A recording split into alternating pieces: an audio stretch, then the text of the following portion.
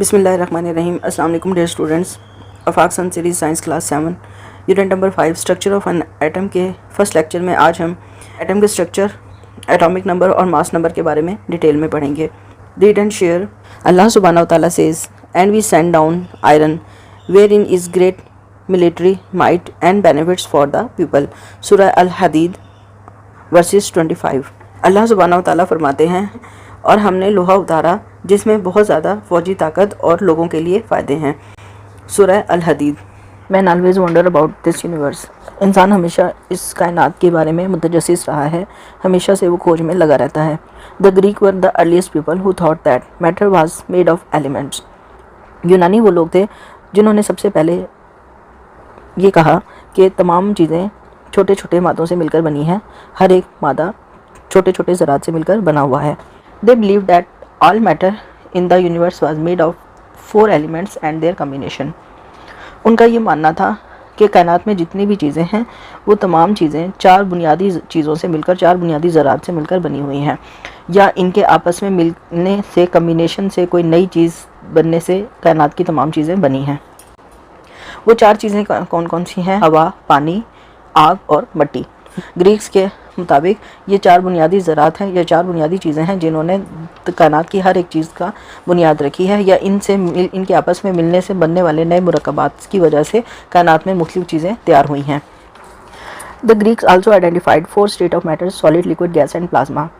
यूनानी लोगों ने यह भी दरियाफ्त किया कि मादा की 4 बुनियादी हालतें हैं, ठोस, माय, गैस और plasma. Atom are so tiny that they can not be seen with the naked eye. Atoms इतने छोटे हैं कि आम आँख से ये नहीं देखे जा सकते। If atoms can not be seen, then what make people know about the atoms and their inner structures.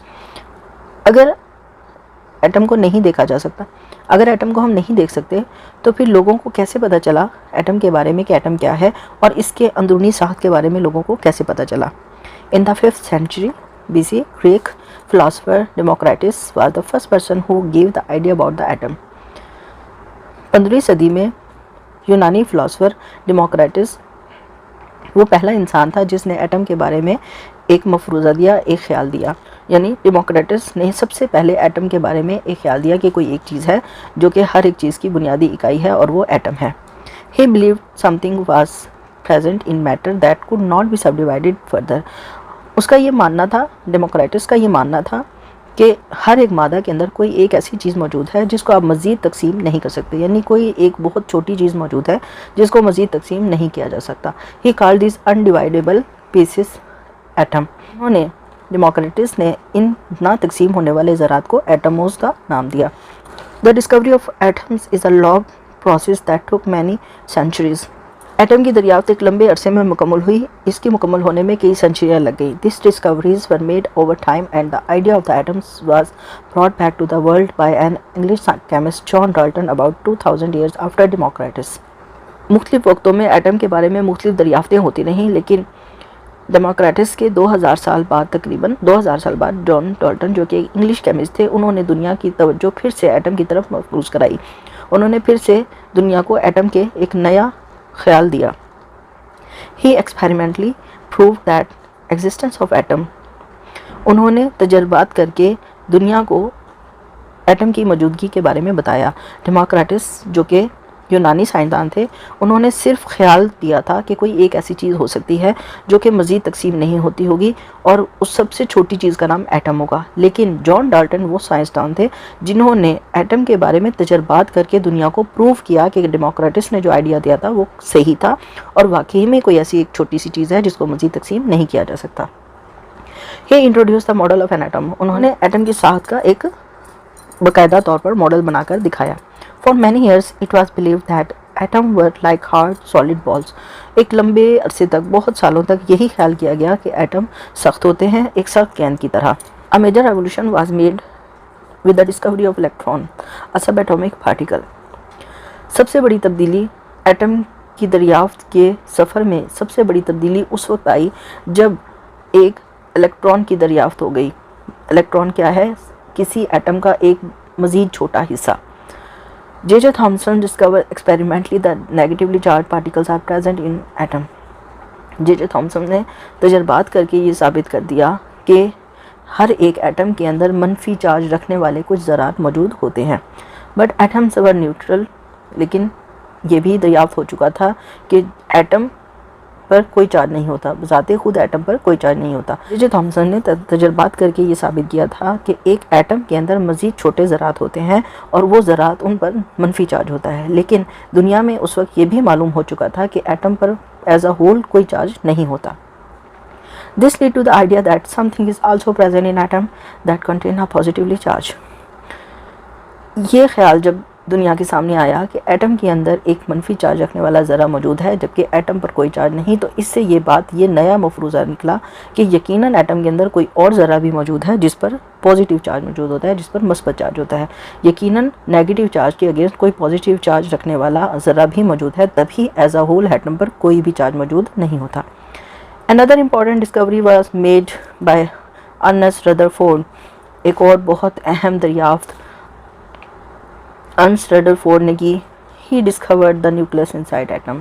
उन्होंने एटम का न्यूक्लियस दरियाफ्त किया, उसका जो दरमियानी हिस्सा है न्यूक्लियस, उसको दरियाफ्त किया। He proposed a complete model of an atom.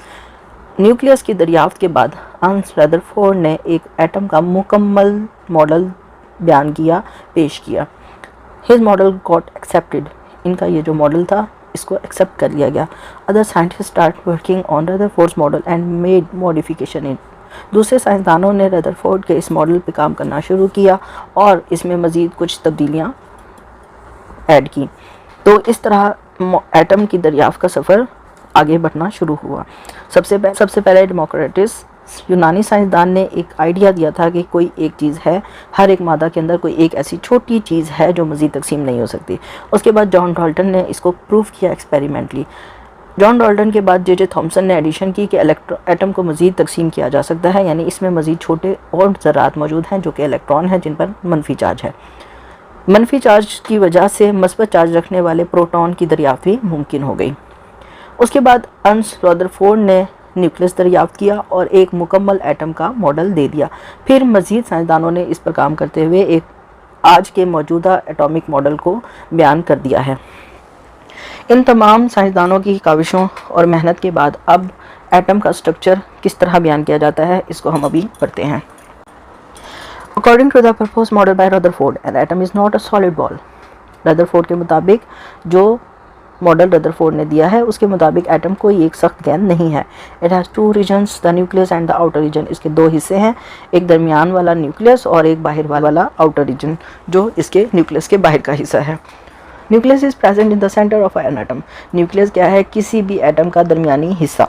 The region around the nucleus is called the outer region, और वो हिस्सा जो न्यूक्लियस के बाहर मौजूद है वो आउटर रीजन कहलाता है। न्यूक्लियस के दो हिस्से हैं, न्यूक्लियस एंड आउटर रीजन। दरमियानी हिस्सा न्यूक्लियस और बाहर वाला हिस्सा आउटर रीजन है। Different kind of particles are found in an atom. एक एटम के अंदर मुख्तलिफ किस्म के ज़रात मौजूद हैं। These are called sub atomic particles. ये जो छोटे छोटे मज़ीद ज़रात जो कि एटम में मौजूद हैं इनको सब एटॉमिक पार्टिकल्स का नाम दिया गया है। 3 different types of sub atomic particles found in an atom are discussed below. 3 बुनियादी अहम सब एटॉमिक पार्टिकल्स को हम नीचे बयान करने जा रहे हैं। Now what are electrons? They are present in the outer region of an atom. किसी भी एटम के सबसे बाहर वाला हिस्से में मौजूद ज़रात इलेक्ट्रॉन्स हैं। Each electron has an actively charge. हर एक इलेक्ट्रॉन के ऊपर मनफी चार्ज मौजूद है। Electron in the outer region of an atom are arrange in different shells. किसी भी एटम के बाहर वाले आउटर रीजन में मौजूद ये इलेक्ट्रॉन मुख्तलिफ किस्म के शेल्स में, मदारों में मौजूद होते हैं। Scientist have given name to these shells K L, M, N and so on. साइंसदानों ने इन मदारों को मुख्तलिफ नाम दिए हैं। न्यूक्लियस के करीब तरीन पहला मदार के, दूसरा एल, तीसरा एम, चौथा एन एंड सो ऑन। जितने भी मदार साइंसदानों ने इस तरह से नाम दिया है। पहला मदार के, दूसरा एल, तीसरा एम, चौथा N, O, P, Q, R and so on. Each shell can hold a different number of electrons according to its energy level. हर एक मदार के अंदर इलेक्ट्रॉनों की तादाद मुख्तलिफ होती है। ऐसा नहीं है कि हर एक मदार में एक ही जितने या बराबर कम इलेक्ट्रॉन्स हों। एक मदार में मैक्सिमम या मिनिमम कितने इलेक्ट्रॉन होंगे ये फिक्स होता है इसकी तवानाई की बुनियाद पर। The maximum number of electrons in each shell is calculated by different using the formula 2n² 2 where n is the number of shell. किस मदार में कितने इलेक्ट्रॉन्स मौजूद हैं ये हम इस फार्मूला की मदद से कैलकुलेट करते हैं। फार्मूला क्या है? 2n², 2 n is the number of shell. If number of shell is 1, पहला मदार है, तो इसमें इलेक्ट्रॉनों की तादाद कितनी होगी? 1² 1 is equal to 2। It's mean the number of electrons in first shell is 2। पहले शेल में इलेक्ट्रॉन 2 होंगे। If the shell number is 2, then what will happen here? 2 raised power 2 multiplied by 2 and the number of electrons will be 8. First shell में electron 2 हैं, दूसरी shell में 3 हैं, दूसरी shell में 8 हैं। If the number of shell is 3, then what will be happen here? Now the electron number is 18. In first shell the electron number is 2. In second shell electron number is 8 and in third shell electron number is 18. इस तरह इस formula की मदद से आप किसी भी shell में इलेक्ट्रॉनों की तादाद मालूम कर सकते हैं। Second subatomic particle proton, they are positively charge, protons are positively charge particles and are present inside the nucleus of an atom. कहाँ मौजूद हैं? किसी भी न्यूक्लियस, एटम के न्यूक्लियस के अंदर मौजूद होते हैं। इन पर मस्बत चार्ज होता है और ये एटम के न्यूक्लियस के अंदर मौजूद हैं। Each proton has positive charge on it. With the discovery of proton, it was found that its mass is 1800 times greater than that of an electron. जब प्रोटॉन की दरियाफ्त हुई तो ये मालूम हुआ कि प्रोटॉन का मास एक इलेक्ट्रॉन के मास से 1800 गुना ज़्यादा होता है। Now coming to neutrons, other particles that are part of nucleus of an atom are neutron. किसी भी एटम के न्यूक्लियस में एक और ज़र्रा मौजूद है जो कि न्यूट्रॉन है। न्यूट्रॉन जो कि न्यूट्रल हैं, they have no charge on them, उनके ऊपर किसी तरह का कोई भी चार्ज मौजूद नहीं है। Their mass is equal to that of proton, और इनका जो मास है वो प्रोटॉन के मास के बराबर है। न्यूट्रॉन का मास प्रोटॉन के मास के बराबर है, जबकि प्रोटॉन का मास इलेक्ट्रॉन के मास से 1800 गुना ज़्यादा है। इट्स मीन न्यूट्रॉन का मास भी इलेक्ट्रॉन के मास से 1800 गुना ज़्यादा होगा। Aldous subatomic particles have opposite charge on them, an atom remains neutral. हमें ये पता है कि सब एटॉमिक पार्टिकल्स प्रोटॉन और न्यूट्रॉन पर मुख्तलिफ किस्म के ऑपोजिट चार्ज हैं। इलेक्ट्रॉन पर नेगेटिव और प्रोटॉन पर पॉजिटिव चार्ज है। इसीलिए एक एटम मुकम्मल तौर पर न्यूट्रल है, क्योंकि मस्बत और मनफी चार्ज एक दूसरे के असर को ख़त्म कर रहे हैं। It is due to the reason that in an atom the number of positively charged particles is always the same as the number of negatively charged particles. Atom इसलिए न्यूट्रल है क्योंकि एक एटम के अंदर प्रोटॉनों की तादाद हमेशा इलेक्ट्रॉनों की तादाद के बराबर होती है।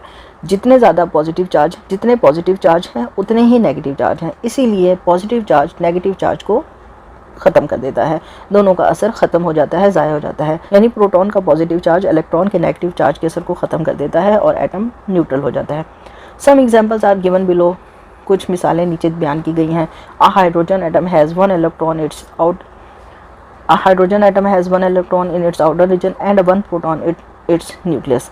एक हाइड्रोजन एटम के अंदर एक इलेक्ट्रॉन और एक प्रोटॉन मौजूद है। एक इलेक्ट्रॉन बाहर वाले हिस्से में और एक प्रोटॉन इसके न्यूक्लियस में मौजूद है। एक इलेक्ट्रॉन एक प्रोटॉन यानी एक मस्बत और एक मनफी चार्ज एक दूसरे के असर को ख़त्म कर रहे हैं और इसीलिए इसके ऊपर कोई भी चार्ज नहीं है। इसी तरह हीलियम एटम के अंदर 2 प्रोटॉन हैं और 2 इलेक्ट्रॉन है। 2 प्रोटॉन का मस्बत चार्ज 2 इलेक्ट्रॉन के मस्बत चार्ज के साथ क्रॉस हो जाएगा और इस तरह एक हीलियम एटम के ऊपर कोई भी चार्ज मौजूद नहीं होगा, 0 चार्ज होगा।